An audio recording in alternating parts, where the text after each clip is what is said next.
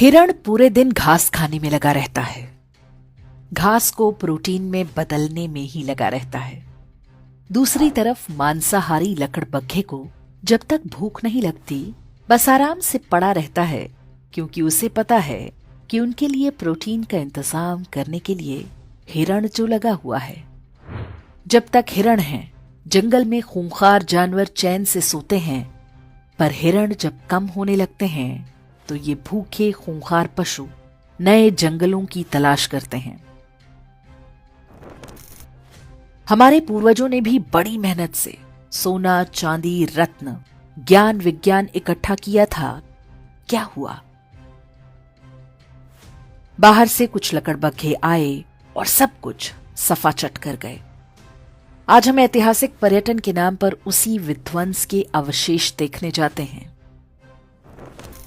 अफगानिस्तान लिया, पाकिस्तान लिया, बांग्लादेश लिया, कश्मीर लिया, केरल और बंगाल भी लगभग जा ही चुके हैं। भारत के लगभग सभी क्षेत्रों में लकड़बग्घा बहुल क्षेत्र बसते गए। उनकी नस्ल के शिकारी परजीवी गुणों का विकास भी जारी रहा। अब पाकिस्तान और बांग्लादेश में संकट है, क्योंकि वहां हिरण लुप्तप्राय हैं। अब उन्हें नए जंगलों की तलाश है।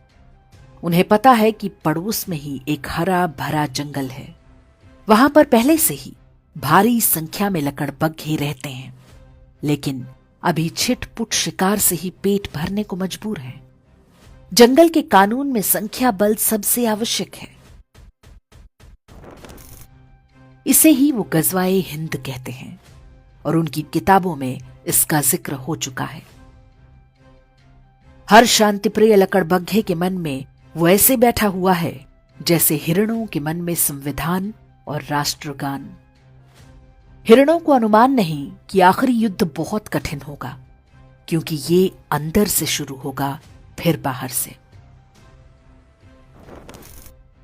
जितनी तेजी से पाकिस्तान और बांग्लादेश से हिरण कम हो रहे हैं, ये युद्ध उतना ही निकट आता जा रहा है। ये युद्ध अचानक नहीं होगा। वास्तव में हम पहले से ही इसके बीच में हैं। विश्वास ना हो तो हैदराबाद, केरल, पश्चिम बंगाल, यूपी, हरियाणा, राजस्थान, दिल्ली आदि के लकड़बग्घा बहुल क्षेत्रों में घूम आइए। हिरणों ने वहां से घर और संपत्ति बेचकर कहीं और बसेरा बना लिया है, लेकिन वे जिन स्थानों को सुरक्षित समझ रहे हैं वो भी वास्तव में सुरक्षित नहीं है। सिर उठाकर देखें तो उनके ही आसपास कोई लकड़बग्घा फलों और नारियल पानी का ठेला लगाए खड़ा है। कोई लकड़बग्घा प्लम्बर, कारपेंटर या मैकेनिक बनकर हिरणों पर नजर बनाए हुए है। हर कोने पर लकड़बग्घों की मांद भी बन रही हैं। आंखें और कान खोलेंगे तो सब कुछ दिखेगा। आप खूब संपत्ति बनाएं, अपने बच्चों को अच्छी से अच्छी शिक्षा दें, ताकि वे अच्छी नौकरी या व्यापार कर सकें। लेकिन ध्यान रखना होगा कि आप भी हिरण तो नहीं बनते जा रहे।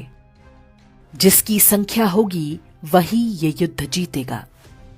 महंगाई करो ना रोकर, यदि आप 1 या 2 बच्चे तक सिमट गए तो निश्चित मानिए कि जिस घास को आप प्रोटीन बना रहे हैं वो किसी न किसी लकड़बग्घे के काम आएगा।